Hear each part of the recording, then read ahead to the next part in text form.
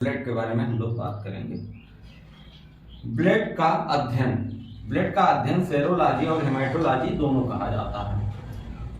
इसका रक्त परिसंचरण की खोज विलियम हार्वे ने की थी। यह कनेक्टिव टिश्यू से बना होता है। कनेक्टिव टिश्यू का मतलब होता है कनेक्ट, उसमें लिखा हुआ कनेक्टिव टिश्यू यानी कनेक्ट करने वाला टिश्यू, जोड़ने वाला, आपस में जोड़ने वाला टिश्यू। यह एक प्रकार का प्राकृतिक कोलाइड होता है। प्राकृतिक कोलाइड हम समझ लेते हैं कि प्राकृतिक कोलाइड होता क्या है। प्राकृतिक कोलाइड उस लिक्विड को कहा जाता है जो किसी कपड़ा या वस्तु से छानने पर कुछ पार्ट ऊपर फंसा रह जाए और बाकी पार्ट नीचे चला जाए। अब पीएच मान, इसका पीएच मान 7.4 होता है। इसका पीएच मान 7.4 होता है, इसीलिए क्षारीय होता है। मेल में 5.5 लीटर ब्लड होता है। 5 से 5.5 लीटर ब्लड मेल में होता है।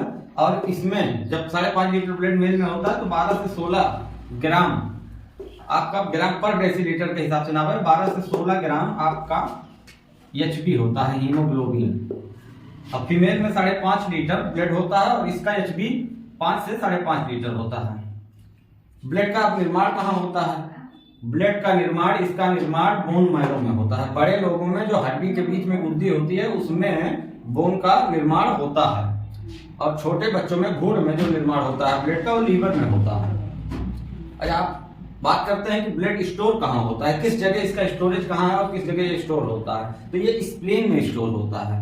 ब्लड का स्टोरेज, ब्लड बैंक, इसीलिए स्प्लीन को ब्लड बैंक कहा जाता है। और स्प्लीन को ही कब्रिस्तान कहा जाता है, ग्रेवयार्ड भी स्प्लीन को ही कहा जाता है, क्योंकि यहीं पे आरबीसी की मृत्यु होती है।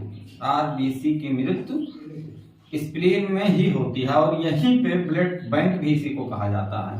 अब मान लीजिए कोलेस्ट्रॉल की बात करते हैं। कोलेस्ट्रॉल 20 mg पर डेसीलीटर, 200 mg पर डेसीलीटर होता है। अब 200 mg पर डेसीलीटर होने के कारण ये फैटी एसिड होता है। फैटी एसिड होने की वजह से चिपचिपा होता है, जो हमारे ब्लड में जाके फंस जाता है, हमारे नसों में जाके फंस जाता है, हमारे हार्ट में जाके चिपक जाता है। इस कारण से हार्ट अटैक का खतरा जो बनता है वो कोलेस्ट्रॉल की वजह से ही बनता है। अब ब्लड का कार्य क्या होता है? ब्लड का कार्य होता है तापमान को नियंत्रण करना।